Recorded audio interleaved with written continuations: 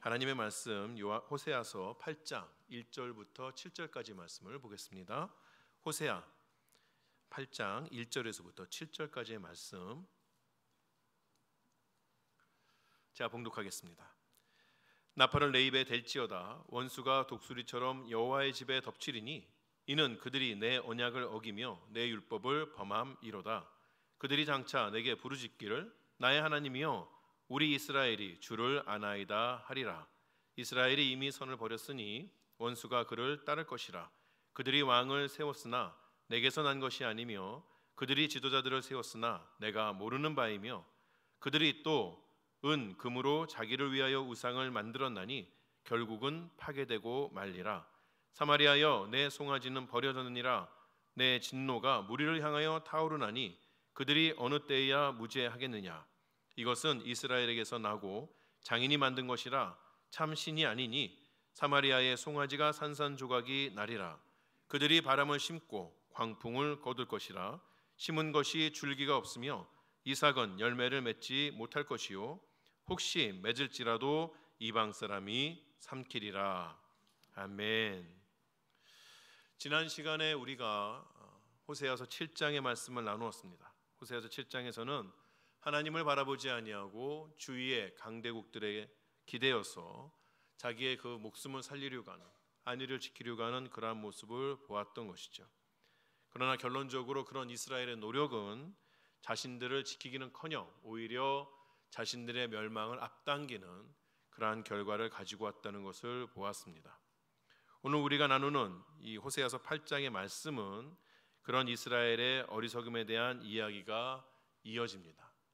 이제 호세아서를 쭉 순서에 따라서 설교를 하고 있는데 설교를 하는 저도 참 답답합니다.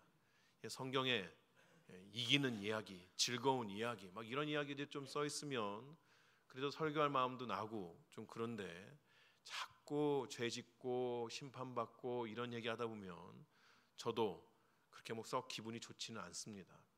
그래도 하나님께서 이런 이야기를 길게 저에게 주시는 데는 그만한 이유가 있는 것이고 또 그러한 하나님께서 책망하시는 것들에 대해서 자세하게 살펴보면서 우리 인생 가운데에도 그러한 그냥 스쳐 지나가는 것 같은 아무렇지도 않게 여기는 것 같은 그러한 죄악들이 우리 안에 머금으로 인하여서 우리의 삶을 갉아먹게 되는 그러한 것들을 자세히 볼 필요가 있는 것이죠. 그러한 마음으로 맨날 심판받고 맨날 야단맞고 이러한 말씀들이 한편으로는 좀 재미가 없다 싶더라도 잘 들어주시면 도움이 될 줄로 믿습니다. 오늘 8장의 말씀은 이스라엘의 그런 어리석음에 대한 이야기가 계속해서 이어지게 되는데 오늘 이 8장에서는 조금 더 7장에서보다는 근본적인 이야기에 대해서 말을 하는 것을 볼 수 있습니다. 좀 더 근본적인 이야기라는 것이 무엇일까요?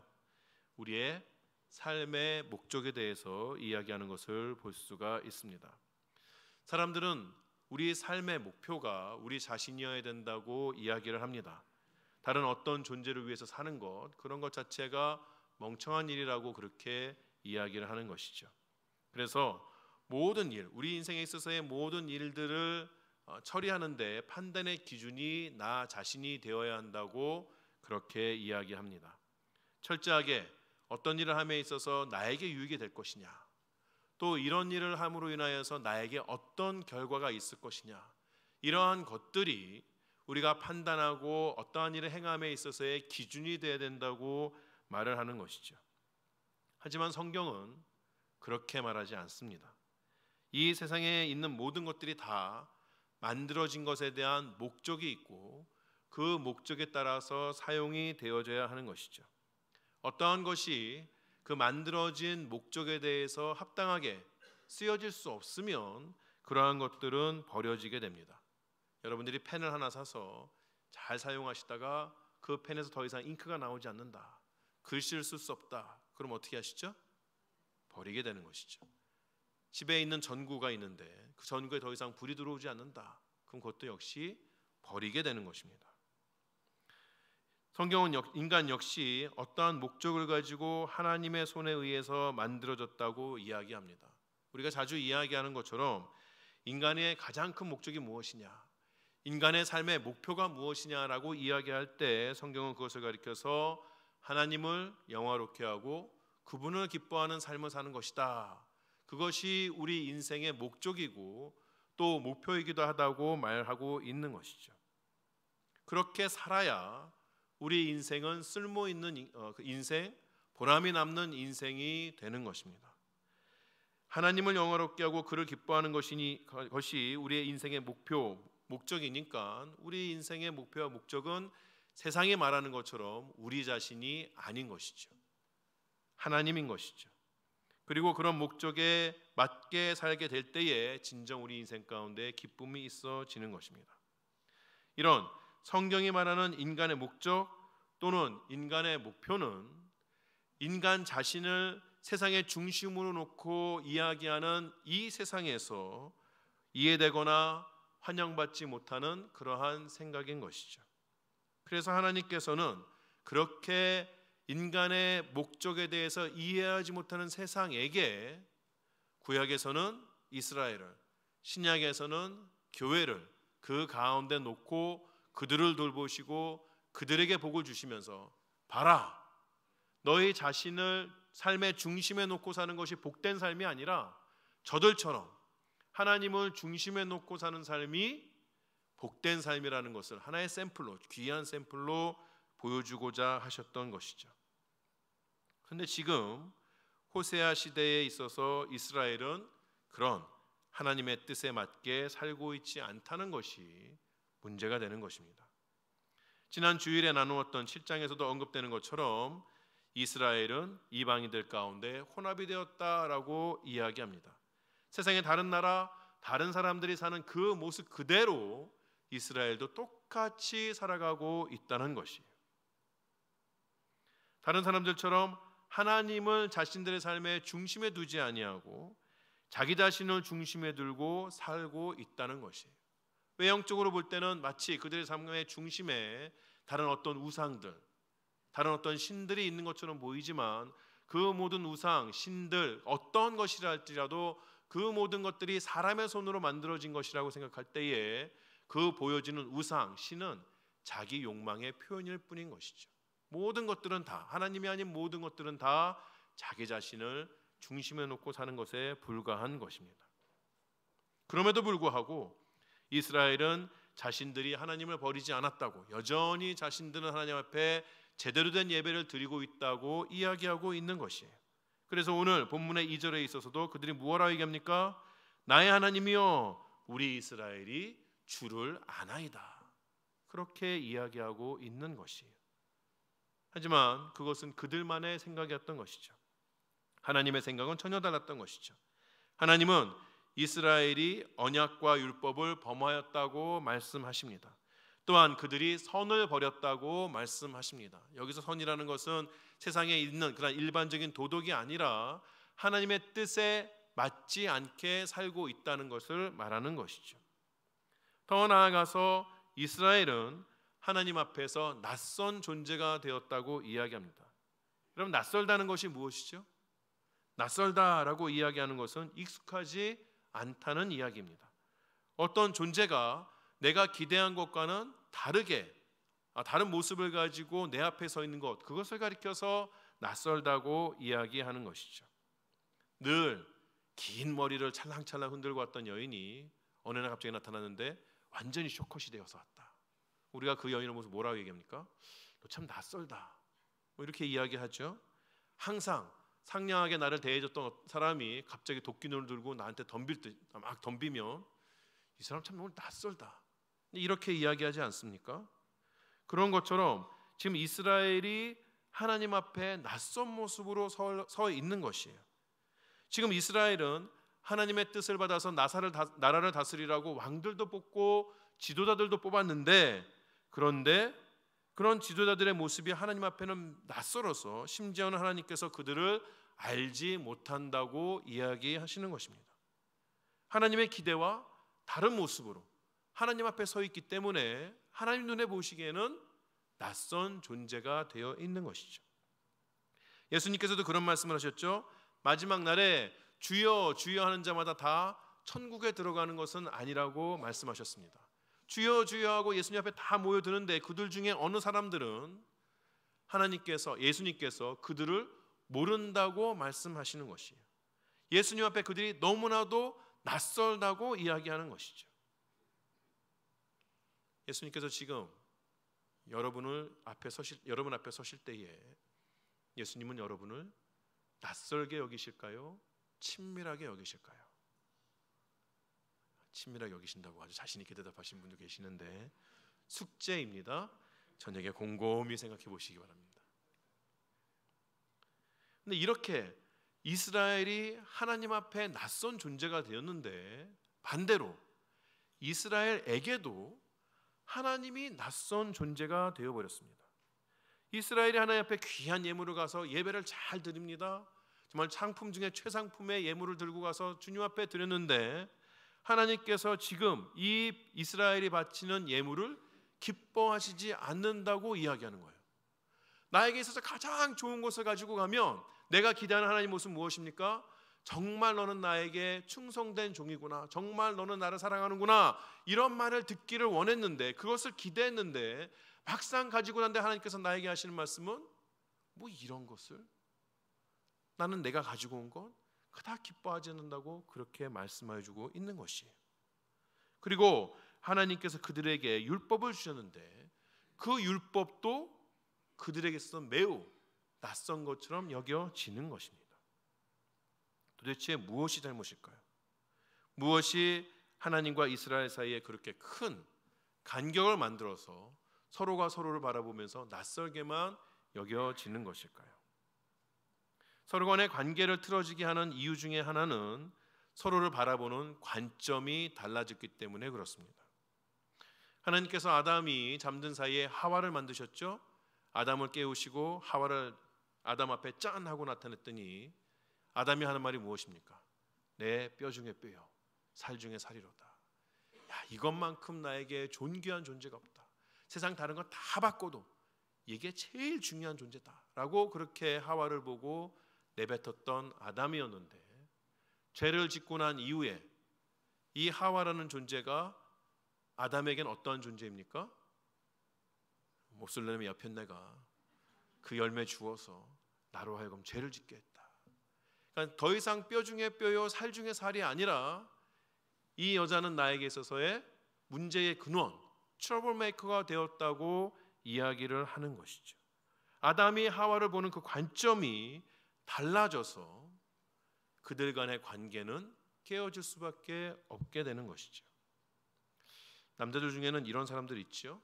결혼 전에는 가가지고 나랑 결혼해주면 공주처럼 살게 해줄게, 왕비처럼 살게 해줄게 막 이렇게 이야기했는데 결혼하고 났더니 나를 무수리로 대하더라. 참 나쁜 사람입니다. 그래서 저는 결혼 전부터 지혜롭게 행했습니다.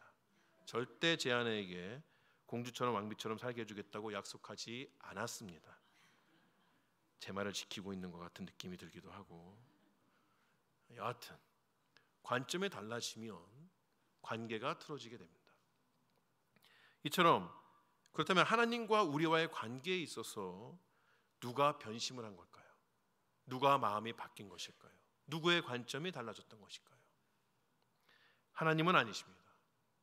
하나님께서는 우리를 바라보는 관점이 달라지는 그런 분이 아니십니다. 그것이 하나님의 성품입니다. 변함이 없으시고 언제나 신실하게 우리를 대하시는 그 분이 우리의 하나님이신 것이에요. 그렇다면 문제는 우리에게 있는 것이겠죠. 하나님과 이스라엘과의 관계가 틀어졌다면 이스라엘에게 문제가 있는 것입니다.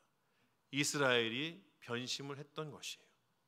이스라엘은 더 이상 하나님을 자기 자신의 삶의 목적이나 목표로 삼지 아니하고 그 하나님을 자신들의 삶을 위한 수단이나 방법으로 보기 시작했다는 것이에요. 앞에서 말씀드린 것처럼 이스라엘은 하나님을 자신들의 삶의 중심에 놓고 자신이 가진 모든 것들을 다 사용하였어 그 영광스러운 하나님이 세상 가운데 드러날 수 있도록 사는 그러한 존재가 되어야 했던 것이죠. 그것이 그들이 가지고 있는 존재의 가치이고 삶의 목적이어야 하는 것이에요. 하지만 그들은 자신들의 삶의 중심에 하나님 대신에 자기 자신을 올려놓고 하나님을 포함한 모든 것들을 자신의 욕망을 채우는데 사용하기 시작했다는 것이에요.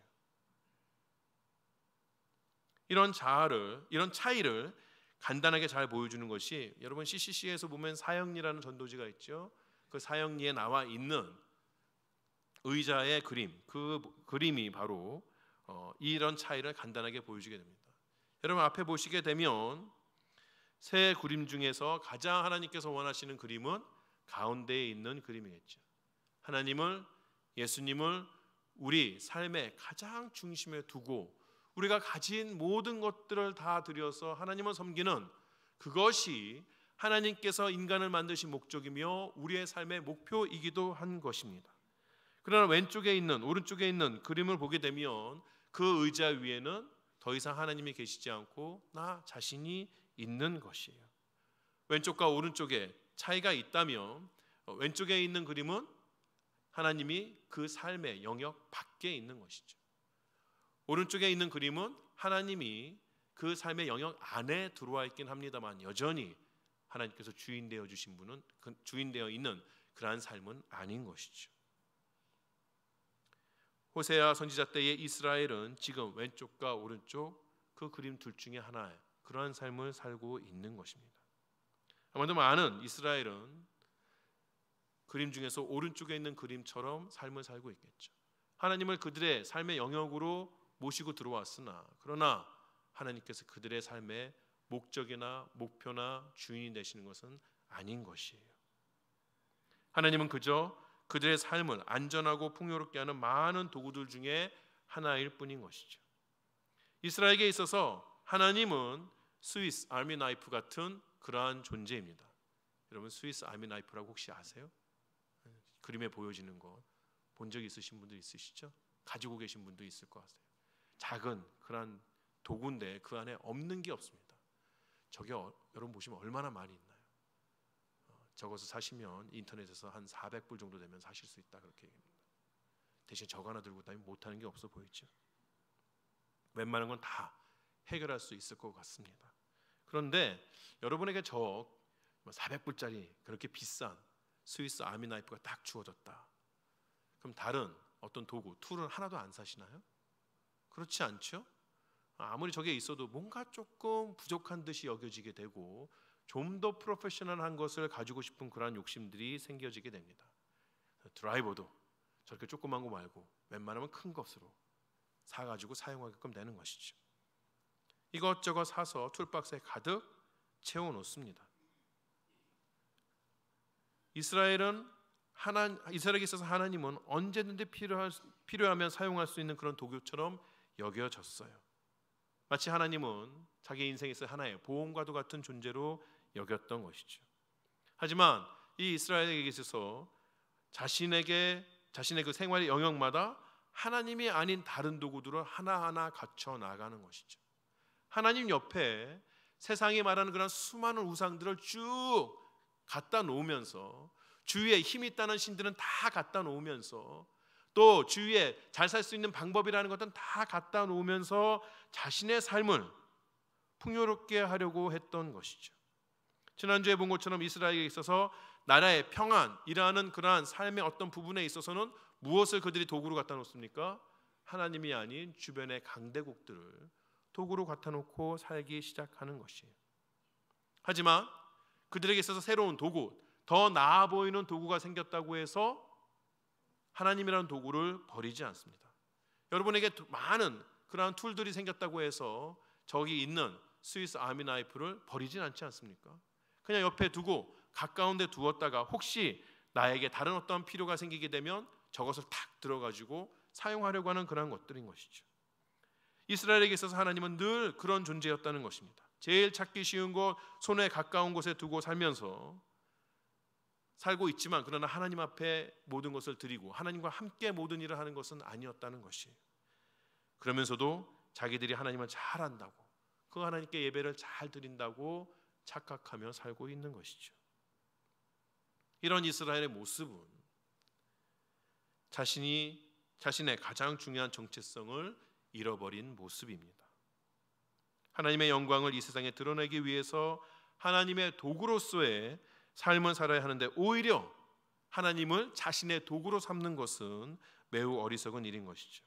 세상은 그들에게 그렇게 하나님을 도구로 삼고 세상에 힘 있다는 것들을 하나님 주위에 세워놓고 살아야 자아가 실현되는 것이고 행복의 지름길이라고 그렇게 말하고 있지만 사실 그것만큼 위험한 일은 없는 것입니다. 하나님을 도구로 삼고 사는 그들의 시도는 오히려 그들에게 불행을 가져다 주었다는 것이에요. 이런 정체성, 아이덴티티에 문제가 생기면 인테그리티에 문제가 생기게 됩니다. 영어 단어 이제 인테그리티, 이것은 이제 영한 사전을 찾아보게 되면 진실성, 완전한 상태, 온전함 이렇게 이야기하는데 우리 교회에서는 이 인테그리티를 통전성, 아마 이 단어를 교회 외에는 안 쓰는 것 같아요. 근데 교회에서는 통전성이라는 그런 단어로 이야기합니다. 쉽게 말해서 이 인테그리티라는 것은 사람의 안과 밖이 다르다는 것이에요. 언제 어디에 있든지 같은 모습을 가지고 살아간다는 이야기인 것이죠. 하나가 되어 있다는 이야기입니다. 자신에 대한 정확한 정체성을 가지고 있으면 사람은 언제나 같은 모습으로 살아가게끔 돼요. 그런데 자기 자신에 대한 정체성, 내가 누구인지를 잘 모르는 그런 사람은 이리저리 휩쓸려서 장소마다 다른 모습을 가지고 살게 되는 것이에요. 우리 이민사회에 보면 그럴 때 있죠. 어떤 때는 한국 사람으로 살다가 어떤 때는 미국 사람으로 살다가 내가 누군지 모르는 정체성의 분열을 일으키는 그런 경우가 많이 있지 않습니까? 근데 그런 삶은 힘들 수밖에 없습니다. 어디를 가도 사람들의 눈치를 봐야 되고 그 장소에서 어떤 사람이 되어야 되는지 끊임없이 고민하고 끊임없이 방황하는 그러한 삶을 살기 때문에 그 인생이 힘들 수밖에 없는 것이에요. 하지만 하나님의 영광을 위한 도구라는 정체성이 확실하게 확립이 되게 되면 그 인생이 매우 단순해집니다. 선택이 쉬워져요. 여러 가지를 놓고 이것을 할 것이냐 저것을 할 것이냐, 어떤 것을 해야지 내 인생에 더 도움이 될 것이냐, 이것을 하면 내 앞에 어떤 일이 벌어지느냐, 이런저런 것들 생각하기 때문에 인생이 복잡했는데 이제 내가 하나님의 쓰임을 받는 도구라는 수단이라는 생각을 하게 되면 내 인생의 선택은 대단히 단순합니다. 이것을 하면 하나님 앞에 하나님께서 좋아하시겠느냐 좋아하시지 않겠느냐, 그 다음의 일은 나에게 책임이 있는 게 아니에요. 누구에게 책임이 있는 것이요? 하나님에게 책임이 있는 것이에요. 나는 그저 그의 손에 붙잡혀 있기만 하면 되는 것이고 도구가 되기만 하면 되는 것이에요. 어떤 의자를 만든다. 의자를 만들 때 여러 가지 도구들이 있죠. 망치도 필요하게 되고 벤치도 필요하게 되고 드라이버도 필요하게 되고 여러 가지가 필요하게 되는데 그 의자를 만드는 데 있어서 실패했다. 그러면 그 실패한 것에 대한 그 책임이 망치나 드라이버에 있는 것일까요? 만드는 사람에게 있는 것이죠. 마찬가지로 우리가 하나님의 도구로서의 정체성을 분명하게 가지게 되면 우리 인생에 걱정할 것이 그렇게 많지 않습니다. 매우 단순해지는 것이에요. 그저 나는 하나님께서 나를 이곳에 가길 원하시느냐, 하나님께서 나를 이곳에 가는 것을 기뻐하시겠느냐, 그것만 생각하면 되는 것이에요. 그 다음은 알아서 되는 것이에요. 하나님 뜻에 맞게. 물론 이러한 삶이 인생에 있어서 어떠한 어려움이 없다는 것도 아니고 항상 세상에서 환영받는다는 것도 아닙니다. 하지만 늘 같은 모습으로 분명한 정체성 하에 인테그리티를 가지고 사는 사람은 하나님과 사람들에게 신뢰를 줄 수 있고 그 인생이 귀하게 사용될 수 있다는 것이에요. 보람 있는 인생을 살 수 있는 길이 된다는 것이죠. 이스라엘은 자신의 아이덴티티도 잊어버리고 인테그리티도 잊어버리게 됩니다. 늘 하나님 앞에서 한결같은 모습으로 서 있어야 되는데 세상이 주는 그런 우상들에게 휩쓸려서 도대체 자기가 누구인지도 모르는 그러한 삶을 살아가고 있다는 것이에요. 하나님께 그런 이스라엘의 모습은 매우 낯설게만 느껴질 수밖에 없는 것이죠. 하나님께서는 그런 이스라엘의 모습을 가리켜서 즐겨 쓰지 않는 그릇이다, 홀로 떨어진 들나귀다라고 이야기하십니다. 이스라엘이란 그릇은 이미 이방에 삼켜져 버렸습니다. 자신이 가지고 있는 존귀함을 잃어버리고 더러워지고 깨어진 그릇에 불과하다는 것이에요. 아무리 비싸게 준 그릇이다 하여도 깨어서 물이 샌다면, 더러워져서 먹을 수가 없다면 누가 그 그릇을 사용하겠습니까? 버림받을 수밖에 없는 것이죠. 홀로 떨어진 들나귀는 앗수르를 갔다, 오늘 본문에 이렇게 이야기하는데, 자신의 안위를 위해서 강대국에 기대어 보았지만, 또 그 강대국에 자신이 가진 모든 것들을 다 주어 보았지만 결국 자신의 모습은 어떻다? 아무도 돌보지 않는 광야로 홀로 떠도는 들나귀와도 같은 모습이 되어버렸다는 것이에요. 그런 들나귀의 모습은 외로울 뿐만 아니라 언제 사나운 맹수의 공격에 목숨을 잃을지 모르는 그러한 매우 비참한 인생일 뿐인 것이죠. 그뿐 아닙니다. 하나님은 삶의 목적으로 삼지 않고 수단으로 삶은 이스라엘은 그가 하는 모든 일들이 헛될 뿐이라고 이야기하는 것이에요. 오늘 7절을 다시 한번 보겠습니다. 그들이 바람을 심고 광풍을 거둘 것이라. 심은 것이 줄기가 없으며 이삭은 열매를 맺지 못할 것이요 혹시 맺을지라도 이방 사람이 삼키리라. 그럼 농사 질 때에 이스라엘은 저희처럼 이렇게 땅을 파서 씨를 심고 흙을 덮어주고 이러지 않습니다. 그냥 좋은 밭이 있으면 그 밭에 씨를 이렇게 흩뿌리는 것으로 농사를 짓는 그러한 문화를 가지고 있어요. 그런데 좋은 밭 옆에는 우리가 성경에서 나오는 것처럼, 예수님 비유에서 나오는 것처럼 돌짝밭도 있는 것이고 길가도 있는 것이죠. 좋은 밭이라고 생각해 그 한가운데에서 씨를 뿌리기 시작했는데 바람이 분다, 광풍이 분다. 그럼 어떻게 됩니까?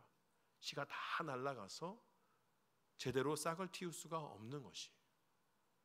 무언가 거두려고 했더니 광풍이 불어서 심겨져 있는 모든 것들이 다 날아가 버리는 것이죠. 넘어져 버리는 것이죠. 그나마 줄기가 서고 열매를 맺은 작은 양의 수확이 있다 하여도 그것은 내 것이 아니에요. 이방의 사람들이 강도같이 와서 그 모든 것도 다 빼앗아갈 뿐이죠. 이것이 이스라엘의 삶이라고 이야기하는 것이죠. 수고하고 노력하였습니다. 자신의 것들을 다 드렸습니다. 그런데 그 결과라는 것이 내가 기대했던 것으로 오지 아니하고 아무것도 남지 않는 그러한 허탄한 인생을 살게끔 되는 것이에요. 원래 이스라엘은 강한 나라가 아닙니다. 가진 것이 많은 나라도 아닙니다. 그러나 그들이 그 가나안 땅에서 그들의 이름을 낼 수 있었던 것은 그들을 통해서 자신의 영광을 드러내려고 했던 그 하나님께서 이스라엘이라는 존재를 수단으로 잘 사용하여 주셨기 때문에 그들이 하나님의 영광에 동참할 수가 있었던 것이에요. 연약한 그들이 강한 나라들을 무찌를 수가 있었던 것이죠. 그런 자신의 본분을 잊고 자신의 정체성을 잊고 헛된 것을 바라며 교만하였던, 스스로 하나님의 자리를 차지하여서 내 삶을 주관하려고 하였던 그러한 이스라엘의 모습은 철저하게 파괴가 되어지고 그 손에는 아무것도 남지 않는 처참한 모습일 수밖에 없는 것이에요. 이런 이스라엘의 모습이 얼마나 어리석어 보입니까? 하지만 이런 어리석은 이스라엘의 모습이 우리의 모습이진 않은가?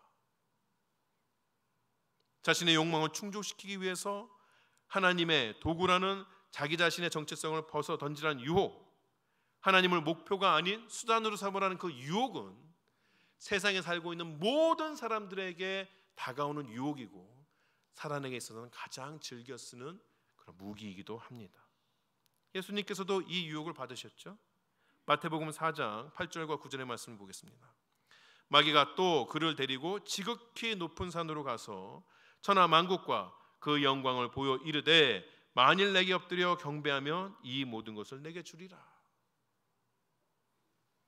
이런 사탄의 유혹에 예수님은 어떤 대답을 하셨나요? 10절에 이렇게 말씀하십니다. 이에 예수께서 말씀하시되 사단아 물러가라. 기록되었을 때 주 너의 하나님께 경배하고 다만 그를 섬기라 하였느니라. 예수님께서는 자신이 이 땅에서 성부 하나님의 영광을 드러내기 위한 수단으로 오셨다는 것, 도구로 오셨다는 것을 이 마귀에게 선포하고 계시는 것이죠. 그 사실을 조금도 물러서지 않았습니다. 성자 하나님 되신 그분께서는 성부 하나님과 동등됨을 취할 수 있었으나, 그래서 모든 것들을 다 주어서 자기의 영광을 취할 수 있는 그러한 분이셨지만, 성부 하나님께서 그를 이 땅에 보내신 그 목적대로, 그 수단대로 그저 성부 하나님의 영광만을 드리기 위해서 그를 섬기는 자리에 물러서지 아니하셨던 것이죠. 그렇게 주님께서 자기 자신의 정체성에 대해서 분명히 말씀하실 때에 그때에 마귀가 물러가게 됩니다. 천사들이 나와서 예수님의 수종을 들게끔 되는 것입니다. 이 귀한 역사, 삶에 있어서 마귀가 물러가고 하나님의 천사가 수종을 들게 되는 그 귀한 삶의 역사가 그리스도의 삶을 따르는 모든 이들에게 일어나는 것이에요. 우리는 세상에 분명하게 선포할 수가 있어야 하는 것이죠. 하나님이 우리의 도구가 아니라 우리가 하나님의 도구라는 것을 분명하게 선포할 수가 있어야 하는 것이죠. 하나님이 우리 손에 붙잡혀서 우리의 마음대로 움직일 때 우리의 삶이 행복하고 형통한 것이 아니라 우리가 하나님의 손에 붙잡혀서 하나님의 뜻대로 움직일 때에 그때서야 우리의 삶이 형통할 수 있다는 것을 세상으로 하여금 보여줄 수가 있어야 하는 것입니다. 우리가 나의 영광을 위해 살 때 형통한 것이 아니라 하나님의 영광을 위해 살 때 형통하다는 것을 보여줄 수 있어야 하는 것이에요. 이 사실이 우리의 분명한 고백이 되어야 합니다. 그리고 이 고백은 이 예배당에서만 끝나는 것이 되어서는 안 된다는 것이에요. 예배당에서만 주여 주여 부를 것이 아니라 예배당 밖에서도 동일한 관점을 가지고 동일한 정체성을 가지고 주여 주여 부르며 사는 우리가 되어야 한다는 것이죠. 인테그리티라는 것은 그러한 것이죠. 이 예배당 안에서 있었던 나의 모습, 주 앞에 섰던 주님 앞에 예배드리는 나의 모습이 이 예배당 밖에서도 똑같이 실현되는 것이 통전적인 신앙, 인테그리티를 가지는 것이라고 이야기할 수 있는 것이죠. 우리는 바울의 고백을 우리의 고백으로 삼을 수가 있어야 합니다. 로마서 14장 7절 8절에 바울이 이렇게 이야기합니다. 우리 중에 누구든지 자기를 위하여 사는 자가 없고 자기를 위하여 죽는 자도 없도다. 우리가 살아도 주를 위하여 살고 죽어도 주를 위하여 죽나니 그러므로 사나 죽으나 우리가 주의 것이로다. 살아도 주를 위해 살고 죽어도 주를 위해 죽는 것입니다. 사랑하는 세미한 여러분, 오늘 우리 중에 하나님을 그저 우리 손에 잡혀있는 스위스 아미 나이프 정도로 생각하는 그런 분이 있지는 않습니까? 우리가 드리는 예배가 그저 인생의 보험 정도로 이 정도 했으니 주님 기뻐하시고 내 뒷배를 잘 봐주시겠지, 그 정도의 관계로 이 예배에 참여하고 계신 분은 없습니까? 그런 것이 아니죠. 하나님은 우리의 모든 것이 되시는 분이십니다. 하나님은 우리 삶의 목적이 되시는 분이십니다. 우리는 이 예배 시간에 하나님께서 받으실 만한 귀한 삶의 열매를 가지고 나오기 위해 오늘부터 시작되는 일주일의 매 순간을 살아가는 그러한 사람들이라는 것이에요. 오늘 이 예배부터 시작되는 한 주간 동안 하나님 손에 붙잡힌 바 된 하나님의 도구로서 하나님을 위한 삶을 살아가시는, 그래서 하나님의 기쁨이 되시고 하나님께서 예비하신 복을 누리시는 여러분 되시기를 주의 이름으로 축원합니다. 기도하시겠습니다.